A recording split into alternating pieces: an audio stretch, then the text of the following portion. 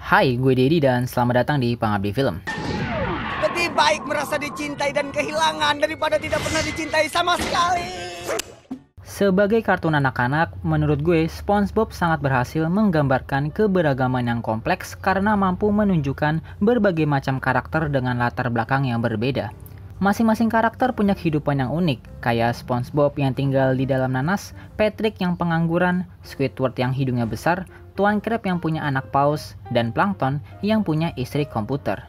Untuk sosok Plankton ini bisa dibilang unik ya, karena dia menikah dengan komputer yang merupakan benda mati. Ketika menontonnya saat kecil, gue nggak terlalu mikirin keanehan tersebut, tapi semakin beranjak dewasa, ya kok jadi kepikiran ya, bisa-bisanya seorang Plankton menikah dengan komputer, kenapa nggak menikah dengan sesama Plankton gitu?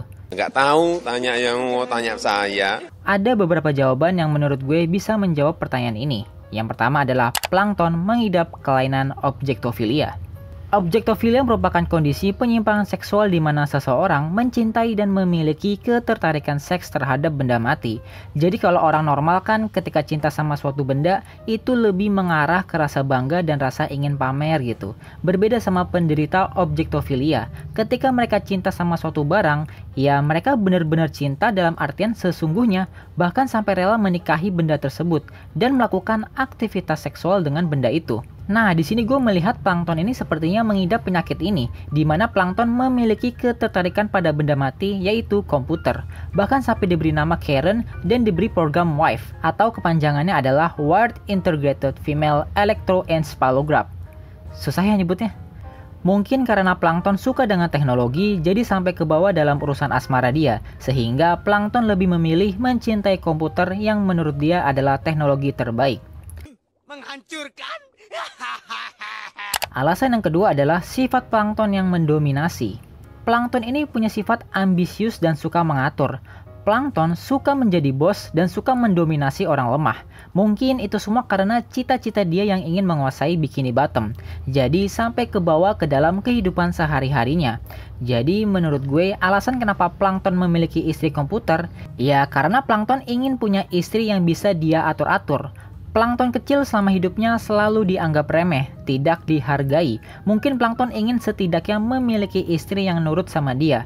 Ya walaupun realitanya Karen terkadang juga nggak nurut sama Plankton. Tapi intinya kalau Plankton nikah sama makhluk hidup, mungkin dia khawatir gak bisa jadi bos dalam rumah tangganya. Dan khawatir gak bisa mengendalikan istrinya gitu. Karena kan makhluk hidup cenderung sulit diatur. Makanya Plankton menikahi komputer biar bisa jadi bos dalam rumah tangga kecilnya. Wah, menurutku kau bodoh.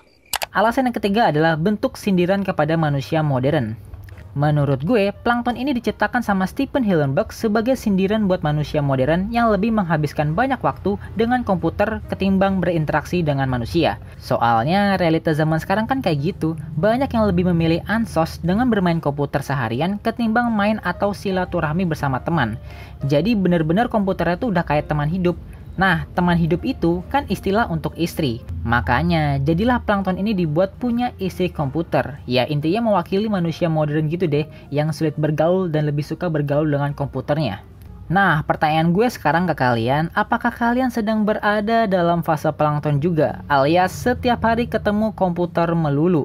Jomblo, nggak punya pacar? Hehehe. Yuk, komen ceritain kisah asmara kalian.